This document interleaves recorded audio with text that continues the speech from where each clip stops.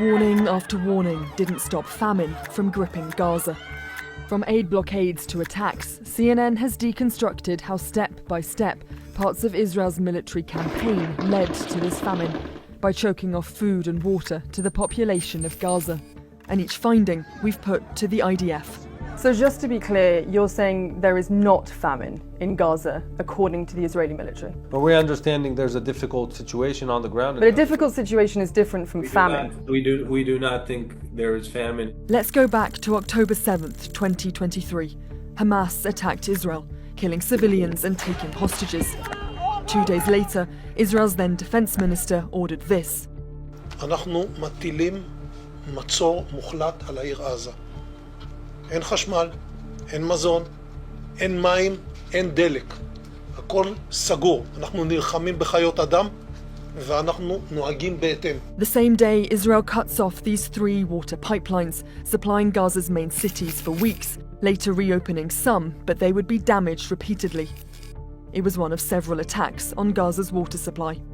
Israel stopped electricity, feeding wastewater treatment plants like this one, leaving them to dry out over the course of the war. A desalination plant making seawater drinkable before and then bombed to pieces. Soldiers even filmed themselves rigging a water reservoir with explosives and blowing it apart. The IDF justified attacks like these, saying Hamas embeds in civilian infrastructure. There are some in the international community that have accused you of weaponizing water in this war against civilians. What is your response? Millions of liters of water are entering Gaza daily. We're speaking about Israeli water entering Gaza daily. When 90% of people in Gaza do not have enough water, according to the UN, this is a situation that is clearly very, very dire.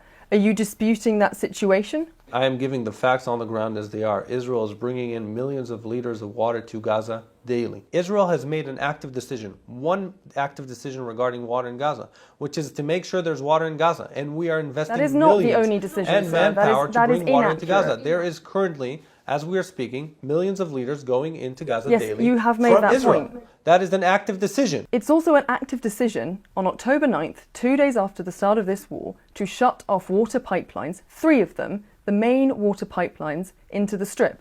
Is that not also an active decision? I'm speaking about the facts on the ground and what happened. But the Israeli military campaign didn't just impact water. In the first weeks of war, as IDF tanks rolled into Gaza from the north, farmland was bulldozed. Again, Israel called it a military necessity. Since then, the UN says 90% of all cropland has been damaged.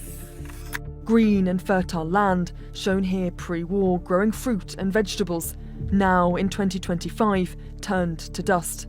Israel's military campaign also limited the aid, including food, entering the Strip. Gaza relied heavily on this aid before the war, but now needs it even more. Aid organisations have said at least 500 trucks should enter Gaza daily to stop starvation worsening. Israel has rarely met this number since the war started. We broke it down using their own data. Between October 21st, 2023, the first aid delivery into Gaza, and February of this year, an average of 183 aid trucks entered Gaza daily. Then Israel imposed a 3-month blockade. March 2025, no trucks. April 2025, the same. From May until August this year, an average of 115 trucks have entered Gaza every day. That's around 20% of the level aid agencies say is needed. Always vulnerable, it pushed Gaza towards famine very quickly. November 2023, 1 month into war, experts were already declaring food insecurity for some segments of the population at level 4, emergency, just 1 step away from level 5, famine. The IDF, however, insists they are and have always done enough. Since day one in this war that began as an existential war, Israel said and has acted in the same way. We put hundreds of people, hundreds of millions of shekels into making sure that aid is going into Gaza. I'm not saying there is no problem. I'm just saying the problem is complex. It is not Israel preventing aid going into Gaza. The problem is Hamas looting the aid. You mentioned Hamas looting this aid, and I think it's worth me bringing up that there was a US government review into this exact question. They reviewed 156 incidents and they found no affiliation with Hamas. Well, I think first of all, the UN speaks about almost 90% of the aid that they're bringing in being looted. They don't say by Hamas, sir.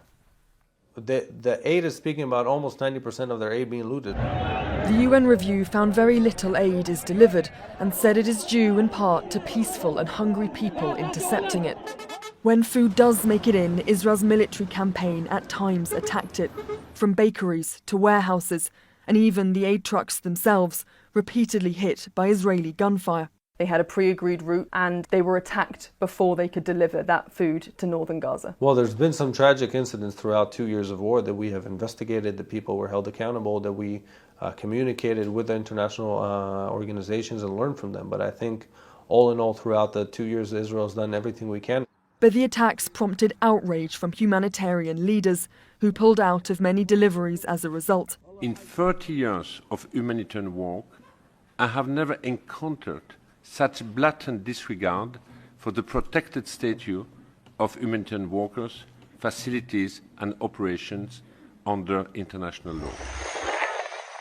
Food that was delivered was under Israeli military supervision, and collection could be deadly.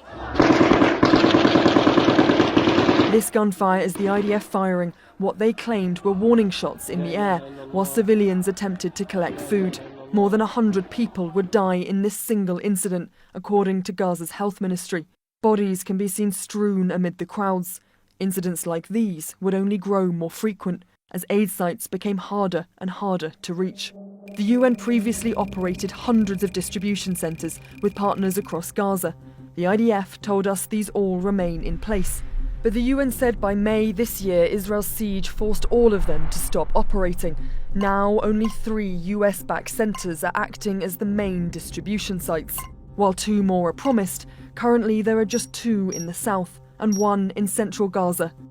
For someone in the north of Gaza, that's roughly a 3-hour walk to the nearest site. These centres are also in the middle of active combat zones, drawing civilians into further danger. This site just half a mile from this Israeli military base. The Israeli military claims they only fire warning shots or when people are viewed as a threat. But in the last 3 months, nearly 2,000 people have been killed trying to get food, most near these aid sites, according to the UN. Aid agencies and their truck drivers say Israel is now creating delays and restrictions on the aid allowed to enter Gaza. Israel, however, blames the aid agencies for slowing the process. Is Israel accepting any responsibility for the deteriorating humanitarian situation in Gaza right now? Israel has been tracking the situation in Gaza and has been doing everything we can to improve it and to bring aid going into Gaza. And the IDF continues to insist there is enough food in Gaza, even now. I've been there and seen it with my own eyes. People are picking up part of the food and leaving the rest of the food on the floor because they're not interested in it. But the evidence says otherwise. The international body classifying food insecurity now says famine has set in much of Gaza. Katie Poglaze, CNN, London.